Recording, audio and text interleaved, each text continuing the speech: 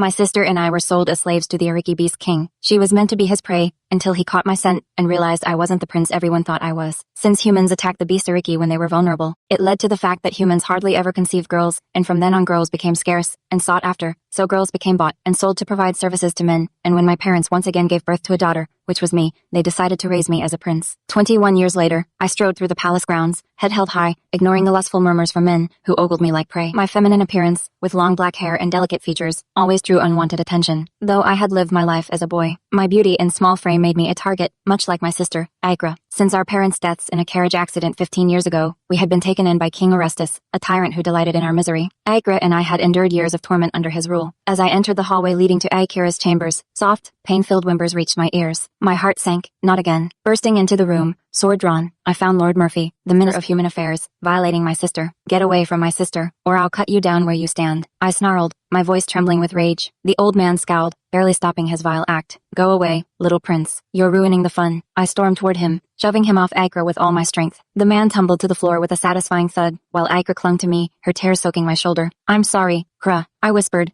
guilt gnawing at my heart. It's not your fault, she murmured, though her swollen, tear-streaked face told another story. Lord Murphy, red-faced and furious, bellowed, the king wagered her in a card game. I won her fair and square. She's mine for 2 hours. My eyes blazed with fury. Touch her again, and I'll cut off your manhood. I don't care what punishment the king gives me. The minister fled, but Akira's fear remained. Why did you do that? The king might punish you again. You'll get the hot whip. I don't care, I said firmly, leading her to my chambers. But guilt weighed heavy on me. Agra had spent her life shielding me from harm, yet she bore the brunt of the king's cruelty. I hated myself for being powerless to protect her. Later that night, as Agra lay on my bed, she whispered, I used to fear being sold to an aristocrat in Kavar. No, I almost wish the king had gone through with it. Anything would be better than this. Don't say that, I pleaded, holding her hand tightly. But deep down, I couldn't deny I felt the same. That night, I dreamt again of the beast. A towering figure with glowing yellow eyes, masculine and monstrous, filled the doorway of my mind. The Uriki. The creature's voice was deep, like rolling thunder, speaking filthy, scandalous things that left me trembling. It always ended the same way, the beast on top of me, claws tearing through my clothes, violating my body. I woke with a scream, drenched in sweat, shaking. It's just a dream, I whispered, but the lingering terror and the disturbing heat in my body remained. The next morning, I was summoned to the courtroom. I braced myself, assuming the king wanted to punish me for defending Agra. But as I approached, the eerie silence unsettled me. Inside, all eyes were fixed on 2 tall figures in the center of the room. I froze. Uriki, the one with a scar running down his cheek, spoke first, his voice commanding and cold. What do you say, King Orestes? The king, clearly terrified, stammered, No, this cannot happen. Scarred Uriki stepped forward, and the ministers shrank back. You are mistaken if you think this is a request, human king. Give us the princess, and we will leave quietly. My heart stopped. Princess. The doors opened, and Agra was led into the courtroom, her face pale with fear. My body moved instinctively, but the